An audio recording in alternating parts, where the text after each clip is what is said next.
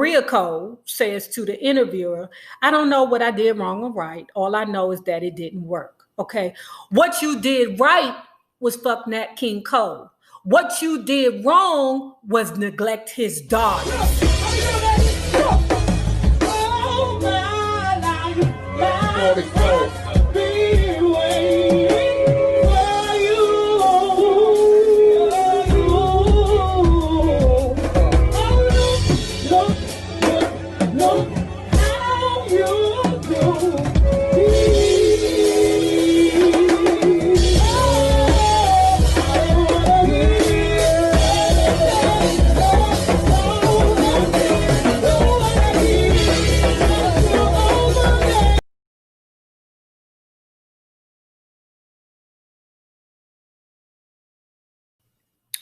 Well, hello there, love bugs. Hello there, Bellas.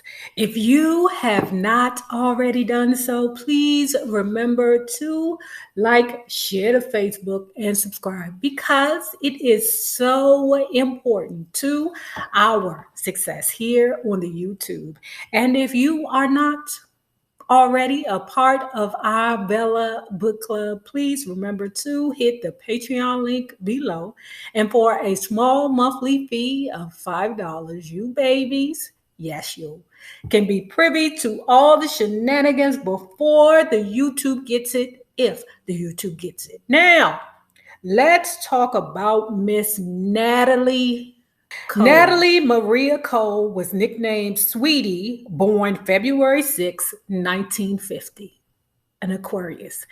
Now, the reason why I say it's an Aquarius is because we do know that Kenya Moore is also an Aquarius, okay? And when I watched this documentary, Kenya Moore and Natalie Cole had the same, demeanor.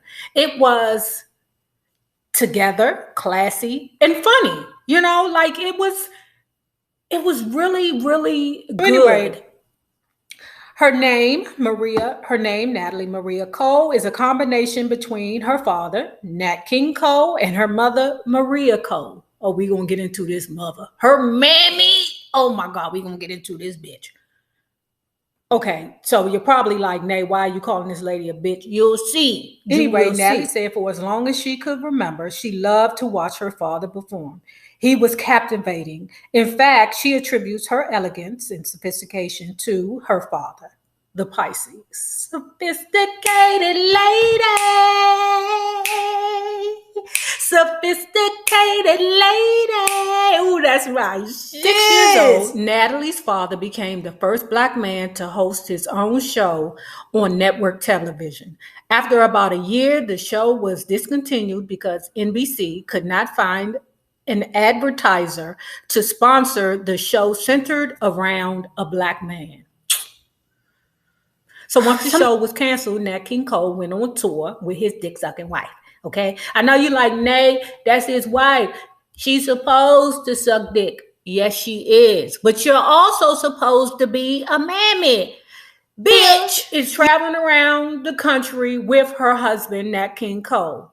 Why? Because she afraid that if she don't be there to, her husband, then another bitch will be there to her husband. Okay? And I'm saying to myself, what matters more to you? Your marriage or your children? Dick sucking Cole. Sorry.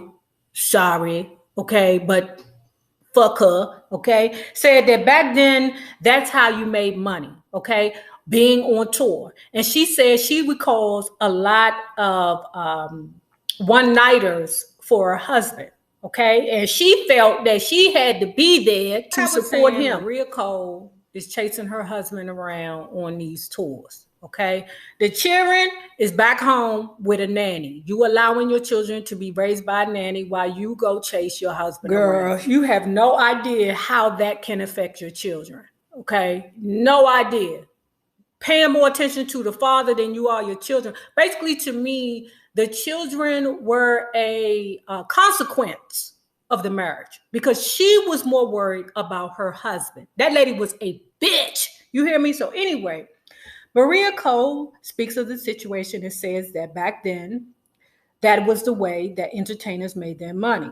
Okay, and I'm saying to myself, hell, that's still the way that entertainers make their money, because they can't make no money off of albums, because from what I understand, they make about 0.00037 cent off of each album. So if they're not on tour getting their money in their hand, then they're not getting it. Some of these people are going to work till they die.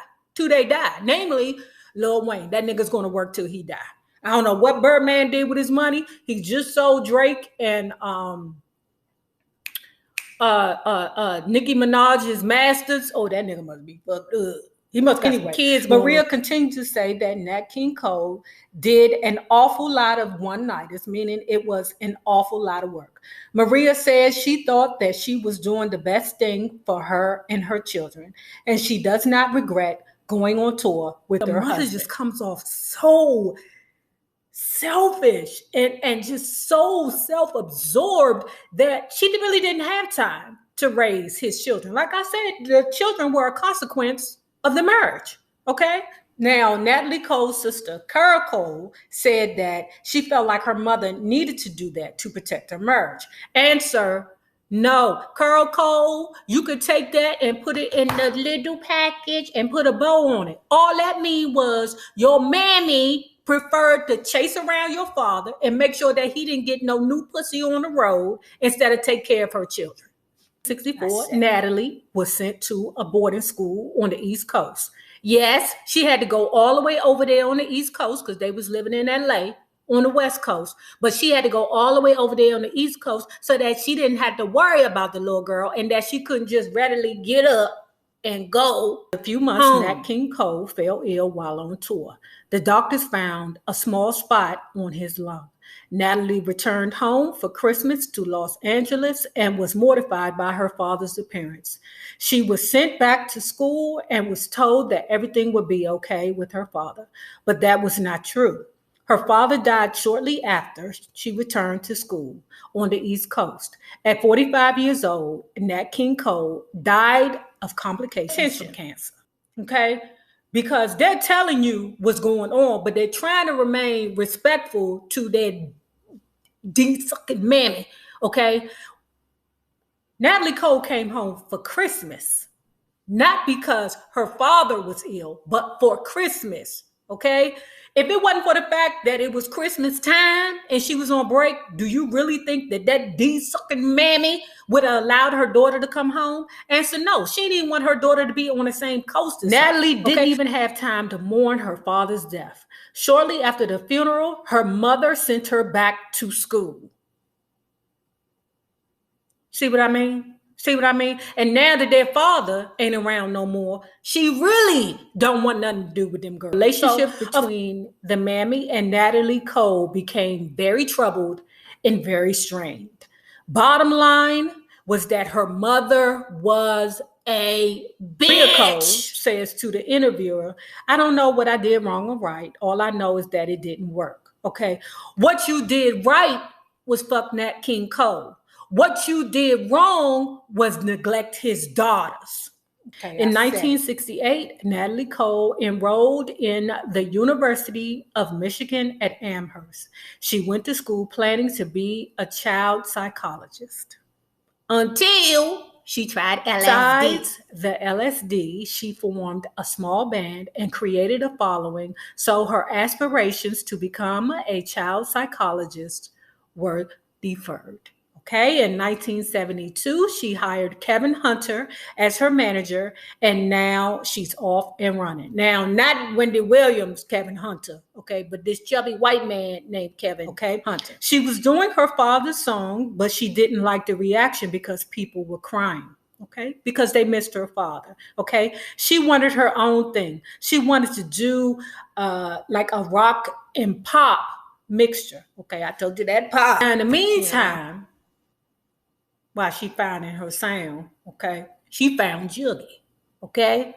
Now, she was getting high so much that one time she was in these people's houses, okay, and she was ODing in the bathroom. She like, oh Lord, the headlines is going to say that Nat King Cole's daughter OD'd in these strangers' bathrooms, okay. But she said she couldn't let that happen. So she started coming out of it. And she said that the people who house was she in, or the house she was in, okay, put salt water in her veins. Salt water in your veins. She said that she came up out of it, glad that she ain't died, and then turned around and used the juggy again. She said, with honesty in this doc, was that, yes, I am Nat King Cole's daughter. Yes, I enjoy the accolades of being Nat King Cole's daughter. And it does open the door for certain gigs. But she still wanted her own sound. She wanted her own groove. And I don't blame her. Now, she still timed one off in the bathroom. Okay. In 1974, Natalie Cole's manager introduced her to two men who would open the door for her. The two men were producers from Chicago, Marvin Yancey and Chuck Jackson. The three were inseparable. Aretha Franklin hated them niggas because them ninjas was responsible for knocking her off of her Grammy run. Remember how mad Aretha Franklin was at Natalie Cole? And then later on, Natalie Cole said, okay, Riri ain't a bitch to me no more. But what was going on was Aretha Franklin was the only woman that, I forgot the name of the category, but Aretha Franklin had held that category for 9 years until the threesome. Yancey, Jackson were in a room. Marvin was on the piano doing his church thing, and Natalie Cole took the mic, and Chuck was over there writing the words. And here we have, this will be an everlasting love. This will be. So Natalie and her partner soon signed with Nat King Cole's label, Columbia. And we know this because when we did Aretha Franklin's book, we knew that Riri was over there stewing. Who is this bitch? More hits is coming. Our love will stand tall as the trees. Our love will be for the whole world to see. Our love. Natalie's first album, Inseparable, was released in the summer of 1974. This girl is tearing up the charts all the while shooting juggy. Okay, this girl is so out of it and so gone off the juggy, okay, that she like, ooh, I'm on the radio, but I got to get over there to Harlem so I can get this juggy. Hit the road still using juggy, but the commentator and Natalie both said that she was not yet an addict. How, Sway? How?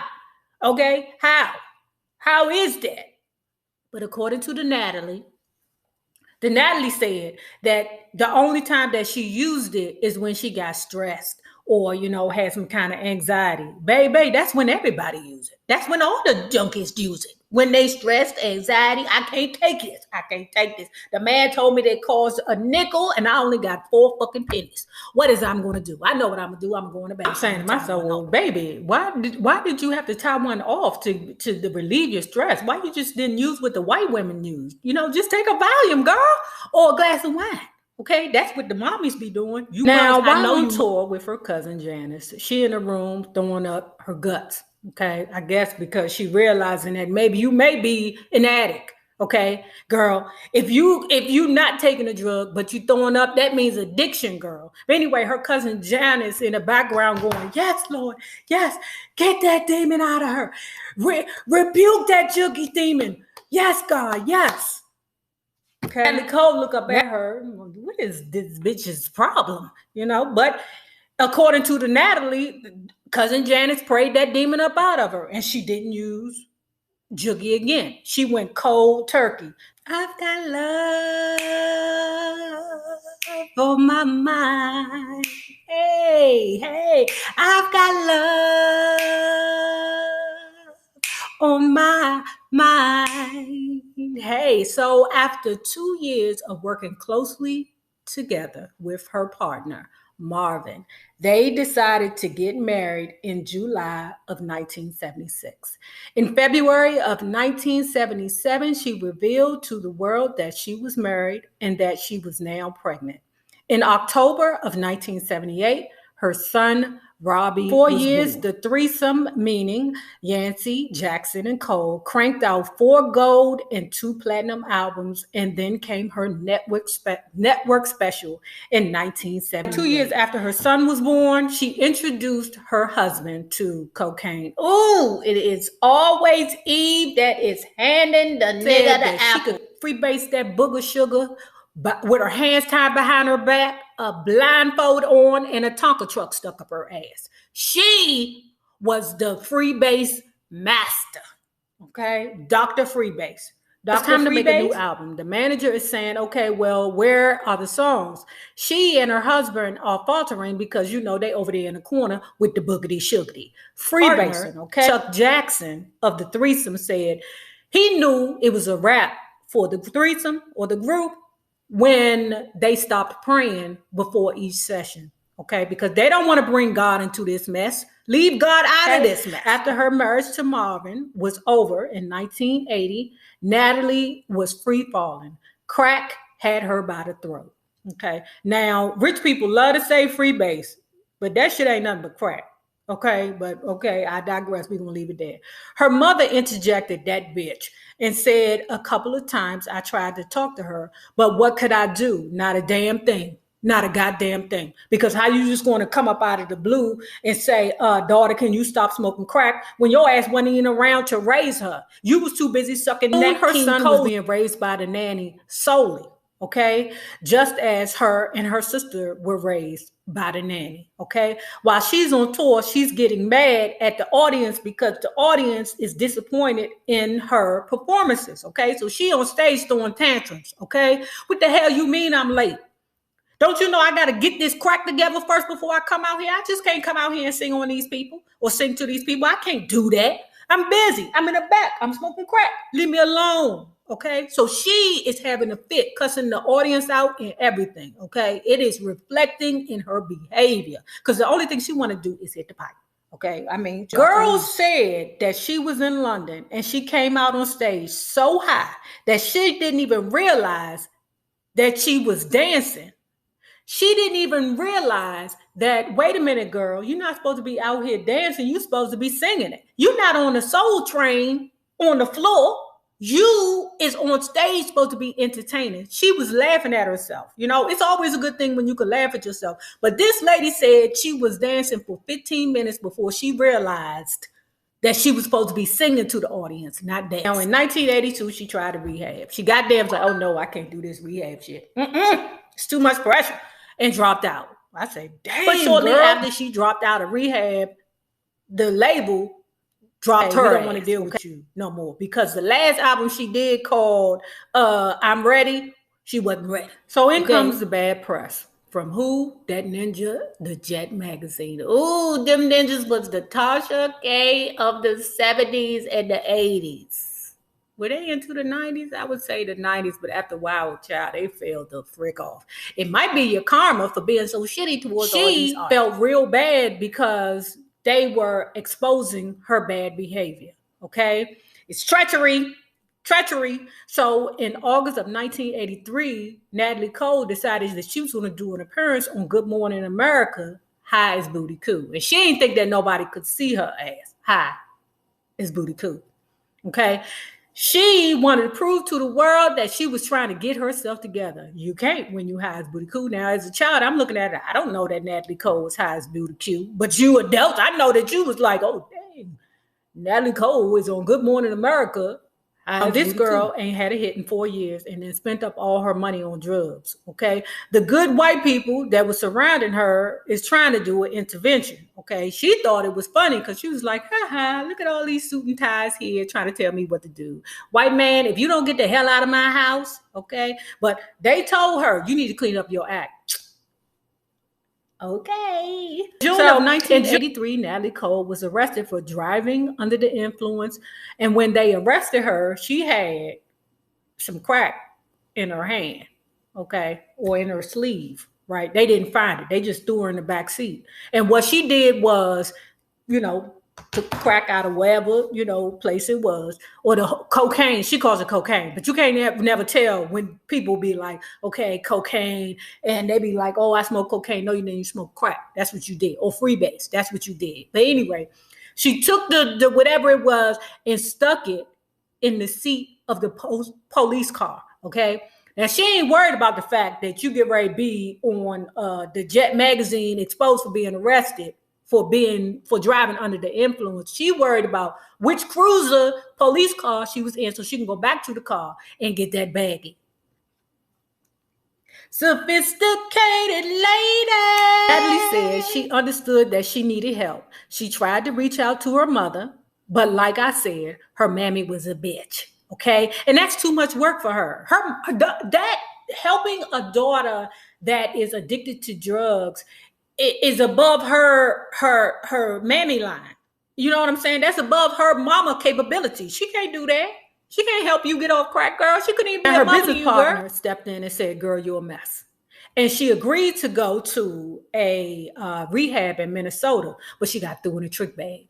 When she first got there, she was just mad because she couldn't get high. But then she realized, wait a minute, this place is healing me. And what she found out was that she had never dealt with the loss of her father.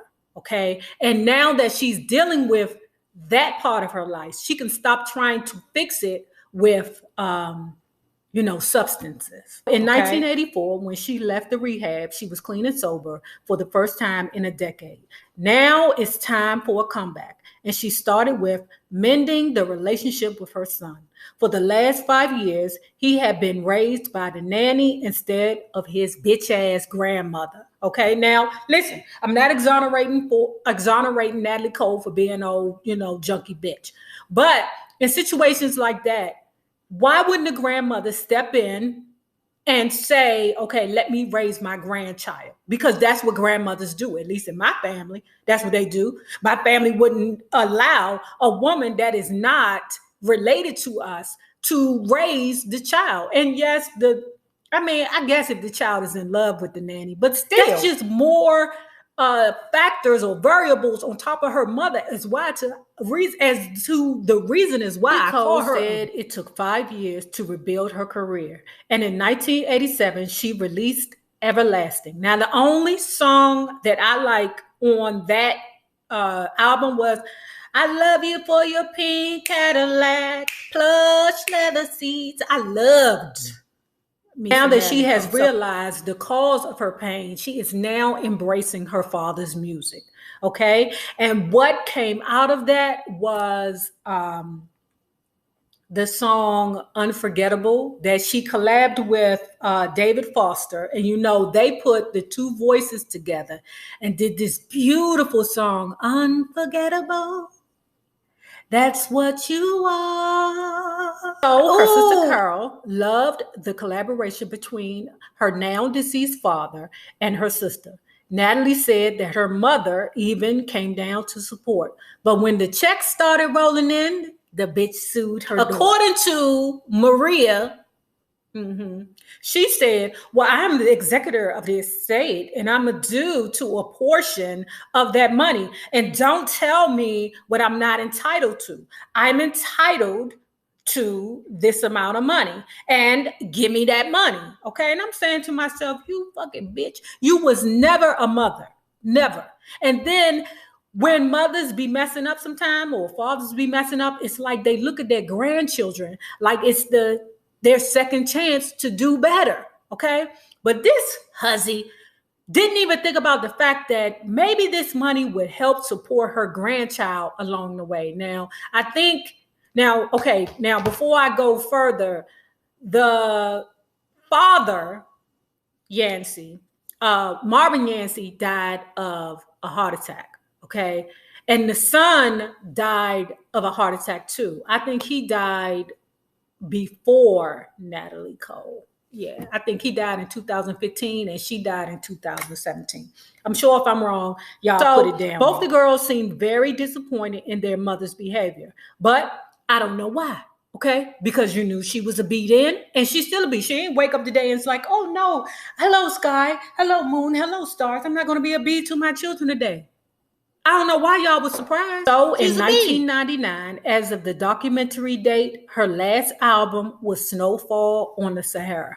And I'm going to be honest with you, I don't know one song on that album. You know, I like the Natalie Cole, the 1970s, 1980s era. You know, that's the Natalie Cole I love. I always thought she was beautiful. I love her. Anyway, guys, if you have not already done so, please remember to like, share to Facebook, and subscribe because it is so important to our success here on the YouTube.